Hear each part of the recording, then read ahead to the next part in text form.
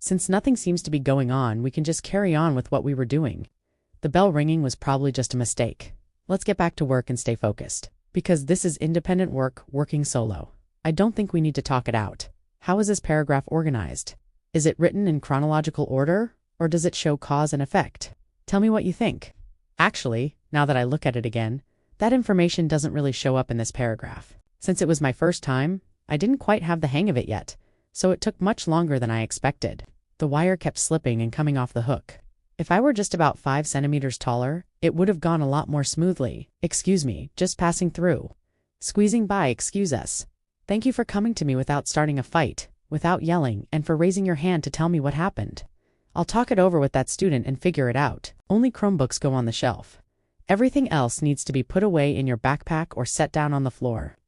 Jackets should be hung up on the hanger. Our first priority is helping P stay in the classroom and participate. Our general approach is to avoid pulling students out and instead support them so they can keep up with the lesson. Even if they don't understand everything, what they pick up little by little can help later on. That said, if the work feels too challenging, if the pace is too fast, if the student needs to pause and review, if they need time to read out loud, if they're feeling overwhelmed, or if the rest of the class needs a quiet test-like environment, then we move the student to another room for support. Whenever he suddenly covers one ear, he almost always lets out a loud sound. Covering his ear is a signal, so if we step in early, things usually go more smoothly. He is autistic and tends to have higher anxiety than his peers. Even when he yells, I don't get rattled. I stay calm, reassure him, and sometimes rub his hands or arms while we work through the task together. Giving gentle pressure like rubbing or a firm hug can be very grounding for him. It's similar to how cats love squeezing themselves into small boxes. He always reads out loud, and when that happens, please say, another student is reading right now, so let's follow along quietly with our eyes. His front tooth is loose and crooked like in the picture, so it would be hard to pull it out at home. I think it needs to be taken care of by a dentist. Would it be possible to be seen today? With a long holiday coming up, we'd really like to get it taken care of today if we can. It feels like finally checking off something that had been sitting on my list for a long time. I can go into the break feeling lighter. I'm excited that he might meet the tooth fairy right before the holiday. Right, Christmas is for Santa, one visitor at a time. In Korea, when kids lose a tooth, they throw it onto the roof. People believe that if a magpie takes it, it will bring back a new pretty tooth in return. It's fascinating that such similar traditions exist in different cultures. How did we all end up thinking along the same lines? Is the testing between 4 and 5? I'll make sure to stay out of the room during that time. I really went far beyond what I had expected far beyond. I even thought that if no one showed up, I'd use the quiet time to write down the names of all the students in the classes I go into. I prepared myself for no one coming, but I never imagined it would get so crowded that people would be lining up. On top of that, I made a poor call. I thought I'd lightly pencil in the tassel colors and names first and then hand them out after the performance. But people just kept coming and the work kept piling up. People kept coming and the work kept piling up. Before I knew it, things had snowballed. I'm sorry I didn't get a chance to clean up before I left yesterday. I planned to come in early this morning to take care of it, but you had already cleaned everything up. I really appreciate it, and I'm sorry. To make things worse, in the middle of the night, my younger child had an accident in bed. I thought we were done with potty training, but he has a hard time sitting long enough to go. He ends up holding it until there's an accident in a place he really shouldn't. Your teacher left a gift for you with your parents, so make sure to check after school. This has to stay a secret because my budget is tight, and the other kids can't know. Over the weekend, Jinwoo performed in a drum concert. He was the youngest performer, so he got extra encouragement and applause.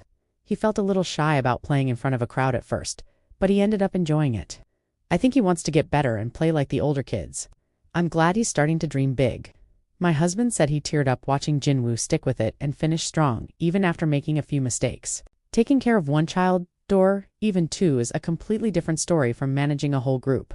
When you're disciplining kids, your voice naturally gets louder, and sometimes you end up snapping. Even with just 2 kids of my own, I still yell or lose my temper sometimes. You just don't see that part. Nobody knows what happens behind the scenes.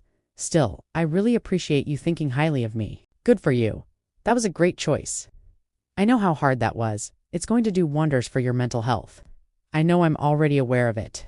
But at the time, everything felt so urgent that I didn't see any other option. With just a little guidance on the side, he quickly finds his direction and figures out what to do on, then goes even further than expected. He often exceeds both my support and my predictions. He's incredibly smart, isn't afraid to speak in front of others, and willingly helps his classmates. He's especially good at picking up on when someone is feeling sad and sitting with them in that feeling. He's such a loving child and is always trying to help others. Please let me know which color you prefer and which name you'd like to use. Any color, any name is fine. I'm sorry this is getting to you so late. I know I had your name and preferred color written down, but while I was cleaning up, everything got mixed up and some things even went missing. Korean dramas often highlight only the brighter side of Korea. But the truth is, there's a darker side as well, things like deep-rooted prejudice and a high suicide rate. Korea has a strong culture of shame. For example, if a minor becomes pregnant, I've heard that in the US, schools often provide accommodations like seating for pregnant students or lactation rooms, creating a system to support both the student and the baby. In Korea, however, once a student gives birth, she is often forced to drop out and can't continue her education. That makes it much harder to move on to higher education or employment later.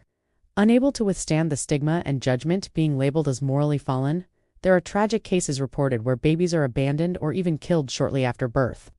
Are you familiar with the concept of baby boxes? In Korea, they were run privately through personal sacrifice for a long time, and only within the past 5 years have they been legalized and taken on as a responsibility of the state. What is happiness? I think when you put off what you're supposed to do, unhappiness builds up just as much. But when you live each day doing what needs to be done, guided by your conscience, there's a sense of fulfillment and happiness that comes back to you. This job exists along that same line and then goes even further. I receive so much unconditional love from my students. That's my greatest reward and what keeps me moving forward. Kids don't calculate, they just love openly. They work so hard to remember names, to call out your name, and to wrap you up in the tightest hugs to show how much they care. Leaving my first school in the middle of the school year was incredibly hard because I couldn't stop thinking about those kids. I graduated from college in Korea and didn't have any formal background in education.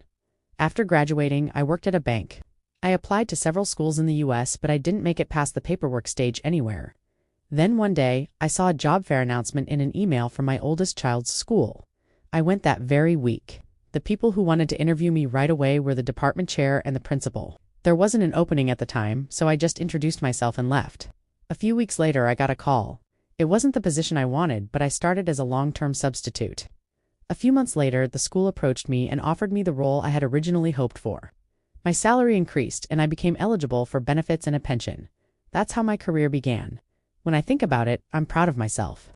I really believe that not staying still, that choosing to start something, is what matters most. During winter break, we traveled to Florida. Traveling feels expensive even when you're just breathing. On the first day, we grabbed breakfast and went out for what we thought would be a short walk. Then ended up turning the car around and heading straight to Legoland. Everyone was wearing slippers, and my youngest was even in pajama pants. It was a poor call. There was a lot of walking and a lot of waiting.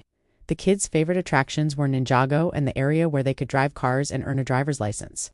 Since they're still young, one day was more than enough, and I thought that buying a fast pass would have allowed us to hit all the must-do rides in a single day. Even if kids are a bit older, if they still nap, a stroller or wagon is essential. My child fell asleep while we were in line, and I carried him, shifted him from one arm to the other, and waited for 30 minutes. By the time it was our turn, my arms were completely numb. As soon as you enter, go straight for the most popular attractions first. After that, slow down, eat, drink, and take time to look around. When a child is in a crowded, noisy place, their disability becomes more noticeable. But nature has room for everything. In nature, even a child's disability fades into the background and no longer defines them. Going forward, when we plan trips, I think we'll try to book places near parks, libraries, or open spaces where the kids can just run around and soak up some sunlight. During this trip, our whole family was sick almost the entire time. We were coughing nonstop, and after one day of swimming, my child got so sick that we had to go to the doctor and get antibiotics. We actually chose the hotel carefully. The food was good, the pool was warm, and the view was great. But it was really disappointing that we couldn't take full advantage of any of it because we were sick. We struggled with coughing the whole trip, and only started to feel better right as we were heading home. I've realized that staying in a hotel for about 3 days is just right. Anything longer than that, especially when someone is sick, starts to feel like being trapped. Being stuck together in a small space, 24/7 made my child's disability stand out even more. I found myself constantly trying to stop repetitive behaviors, which led to frequent clashes with my child. I also caught myself snapping at my kids more often than I'd like to admit. I don't know why it feels easier to be patient and generous with others, but so much harder with my own children. Parents are human too. Living through the same challenges day after day while also feeling watched by others is incredibly stressful. Staying composed takes an enormous amount of effort, and when that effort keeps adding up, exhaustion is inevitable. That's completely natural. I really believe it's important for parents to take turns carving out time for themselves. Releasing that stress is essential. For some people, that might look like exercising. For others, it might be socializing. For me, I recharge when I'm by myself. I'm truly sorry to bring this up so suddenly, but I need to let you know that I will have to step away from my position. I'm deeply sorry that I won't be able to finish out the semester and that I'm leaving in the middle of the school year. I know how difficult it is to hire someone mid-semester, and I sincerely apologize for the inconvenience. The reason is that my husband is relocating his job to Boston.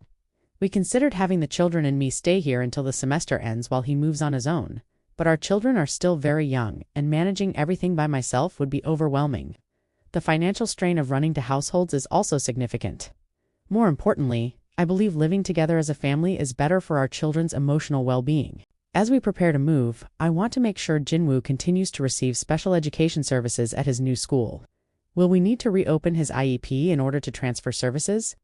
Also, he has been taking private drum lessons that we've been paying for out of pocket, and if possible, we would love to continue those lessons with public support. Would that require adding specific language to his IEP and holding another meeting?